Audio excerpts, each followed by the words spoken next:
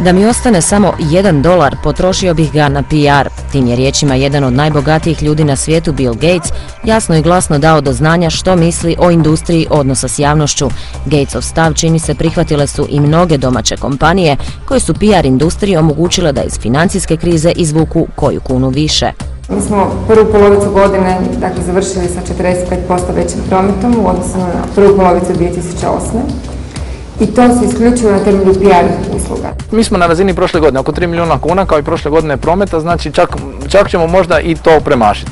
Dok domaćem PR-u posao cvijeta, marketinške agencije bilježe minuse. Zbog rezanja troškova oglašivača, reklamnim agencijama posao je u prva 4 mjeseca ove godine u odnosu na isto razdoblje prošle godine pao za gotovo 50 milijuna eura. Ovaj drastičan pad mogao bi uzrokovati čistku na domaćem tržištu oglašavanja. Oni koji su mali ili manji ili koji nisu postavili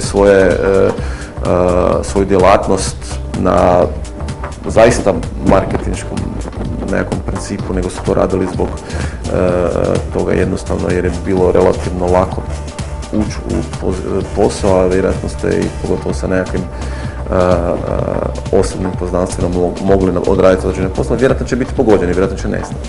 Problem hrvatskog tržišta oglašavanja je prezasićenost, malo tržište, mnogo marketinških agencija, pa je i rezanje troškova ostavilo posljedice. No štednja na oglašavanju ne znači nužno i pametan poslovni potez. Povjerenje koje se dugo vremena izgrađivalo prema određenom klijentu, brendu ili nečemu je skupo i vrlo ga je lako izigrati. I samim rezanjem zapravo investicija i marketinških akcija potrošaču šaljete signal da nešto možda nije u redu. Ipak domaće kompanije više se odlučuju za PR usluge, odnosno žele za manje novca dobiti više. Nama se nije dogodilo da su klijenti smanjivali budžete, a dobili smo ove godine puno novih klijenata. Dakle, i klijenata koji su prije imali PR agencije, pa su i sad iz nekih određenih razloga odlučili promijeniti, ali i klijenata koji nikad nisu koristili PR.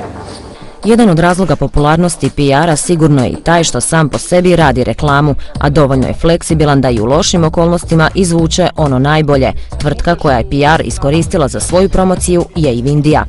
Svi hoće razgovarati sa gospodinom Drkom, svi traže Vindiju, vidjeli ste da svi mi smo čak imali problem odgovoriti zašto svi idu u Vindiju, zato što se svi žele slikati sa dobrim vijestima i biti dio dobrih vijesti.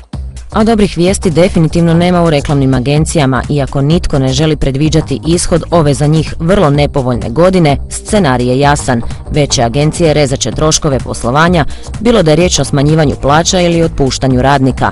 Manje će vjerojatno nestati s tržišta.